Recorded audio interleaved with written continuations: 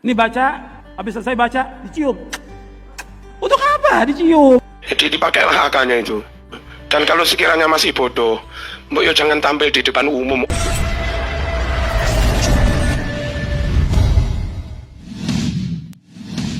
Seperti juga orang baca Quran. Al-Quran untuk dibaca dipahami. Ini baca, habis selesai baca, dicium. Untuk apa dicium? Untuk apa dicium? Enggak ada contoh dari Rasulullah, enggak ada contoh dari sahabat. Para jamaah warga NU nyuwun dipun katosaken nomor setunggal tentang postingan sambil megang mushaf. Nggak perlu habis baca Quran dicium-cium, nggak ada dalilnya, nggak ada contoh, tidak disunahkan dan seterusnya. Rasul nggak pernah melakukan. Nah, perlu diketahui zaman Rasul belum ada mushaf. Ya, nah. Jadi dipakailah akalnya itu loh. Dan kalau sekiranya masih bodoh, mbok yo jangan tampil di depan umum, opo gak izin gitu loh. Mohon umat ini jangan dibodohi. Rasul nggak pernah nyuum mushaf. Nah gimana nyuum mushaf? Memang belum ono mushaf. Baru ada mushaf Quran dibukukan itu di zaman Abu Bakar. Itu pun hanya satu mushaf. Lalu di zaman Utsman lah baru diperbanyak menjadi 6 mushaf. Dari 6 mushaf yang dikirim ke kota-kota Mesir, Mekah, 1 di Madinah, 1 di Basra, 1 di Syam. Dari sanalah umat Islam lalu menyalin, termasuk yang sampai ke Indonesia.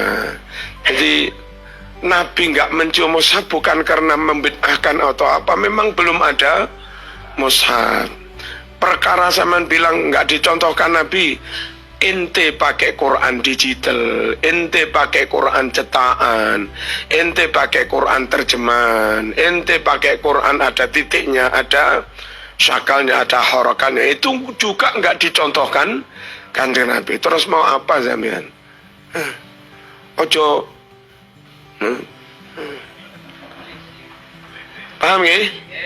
Nggak masuk akal blas dan ketoro bodoh nih. Nabi nggak pernah memberi contoh tium mushaf. Memang durung ono mushaf. Ini sing bodoh-bodoh yuk mantu-mantu ae.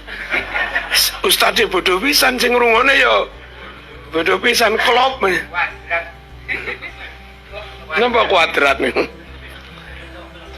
Nomor kali niki nggak diterang nih, bingung tiang awam niku. Jadi siapapun yang takut Allah itu ulama. Siapapun yang khosyah pada Allah itu ulama. Pitik-pitik, wedus-wedus, ulo-ulo, kire-kire, gunung-gunung, pokoknya takut Allah itu ulama. Enggak begitu yang dimaksud Quran. Itu tarkib hasr pakai innama. Tarkib hasr pakai innama itu stressingnya pada lafadz yang terakhir. Jadi nyun sewu, innama ahbabtu Fatimah, itu maknanya hanya Fatimah yang saya cintai. Atau kalau dibalik, saya cinta itu hanya kepada Fatimah.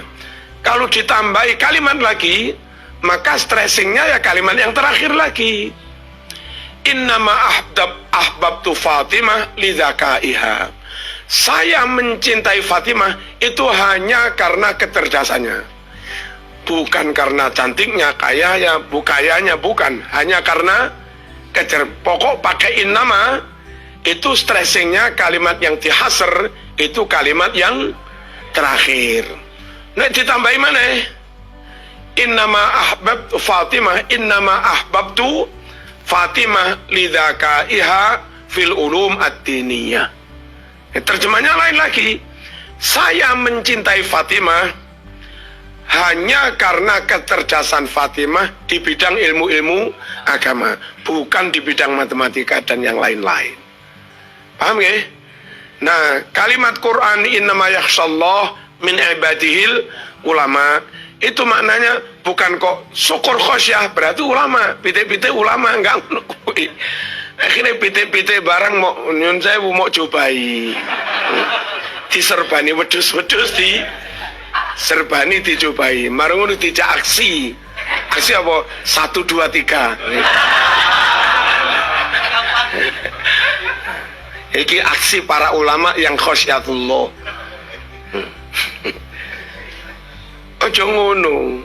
Maksudnya itu, ya lah, kalau ada orang merasa takut Allah, ini tahajud pol-polan sampai kaki bengkak, ya, dengan tahajud panjang, apa jaminan dia dikatakan khasyatullah, takut pada Allah? Wiritan dikir sampai nangis-nangis, apa dengan wiritan dikir sampai nangis-nangis jaminan dia khasyatullah, takut kepada Allah? Terus nyun sewu, napa? Qobliyah badai beres, duha sembahyang beres, sampai enggak karu-karuan.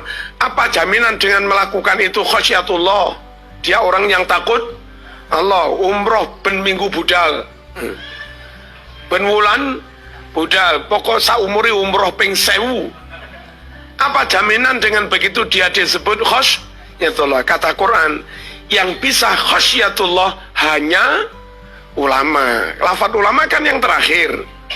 Berarti stressingnya pada lafaz ulama. Sesungguhnya yang benar-benar bisa takut pada Allah hanya para ulama. Tahajud sapol-pole, zikir sapol-pole, tadabbur sapol-pole, atau apalah. Kalau sama nggak punya ilmu, nggak ulama, tidak bisa disebut khasyatullah. Yang bisa benar-benar khasyatullah hanya ulama. Ayat itu ngono kuwi. Ya, kenapa kok dikatakan yang benar-benar khasyatullah hanya ulama?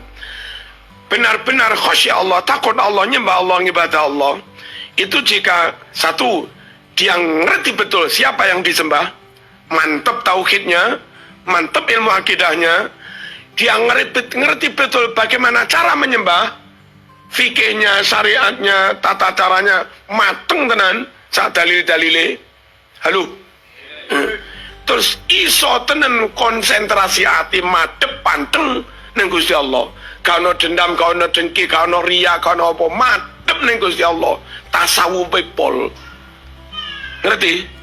Ngerti ilmu tasawuf.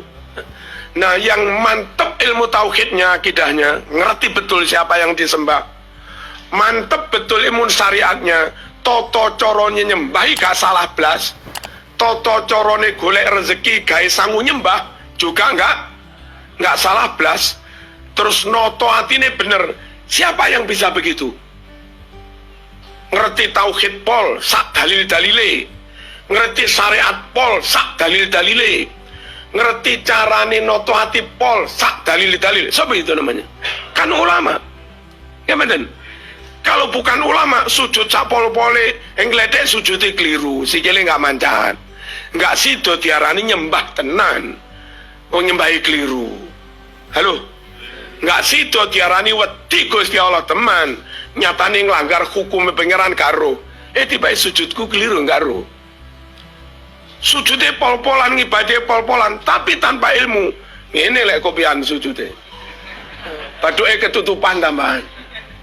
Nggak jadi khasyatullah, nggak jadi pada Allah. Bagaimana disebut takut Allah? Wong syariatnya saja dilanggar. Laku nggak roh, makanya ilmu. Jadi menurut Quran yang benar-benar bisa khasyatullah, nggak sembarang wong nangis, nggak sembarang wong wiritan, wong sing benar-benar punya ilmu. Ngibadhe pol-polan, tauhidnya menclek. Dia punya bayangan, gambaran, persepsi Gusti Allah duwe kuping, duwe mata, duwe tangan, duwe sembarang, terus mangan barang, keluwen barang. Lalu nyembah pol-polan itu ternyata itu yang dia sembah. Dan kalau itu yang dia sembah, bukan nyembah Allah. Halo, bukan khasyatullah, itu nyembah bayangan. Jadi untuk bisa dikatakan benar-benar nyembah Allah, takut Allah, kudu mateng ilmu akidahnya, kudu mateng ilmu tauhid. Nah, mereka yang top ilmu tauhid, top ilmu syariat, top ilmu notoatine, ilmu imani top, ilmu imani top, ilmu islami top, ilmu ihsani juga top. Itu ilmu tenan, itu namanya ulama. Makanya Quran gak salah. dari sekian banyak wong ahli ibadah itu, sapa sing diarani ibadah tenan, sapa sing diarani khosyatullah tenan, yang punya ilmu. Ora kok wedhus-wedhus ulama, pitik-pitik ulama. Kang belajar romaani lah Kang. Ngerti sih? Aduh, sumpah. Apa? Langge niki dijawab, yo jawab orang patek kena. Enggak dijawab iku sakne wong awam sing gampang katut-katut niku. Saya ini kalau jawab napa mboten ngene.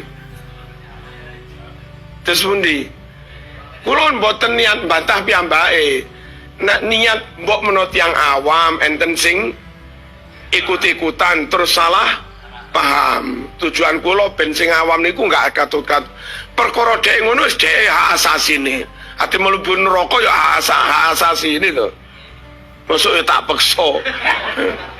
Jangankan mlebu NU, mlebu Islam ora kena dipaksa. La ikraha fiddin. Ya wis kono-kono.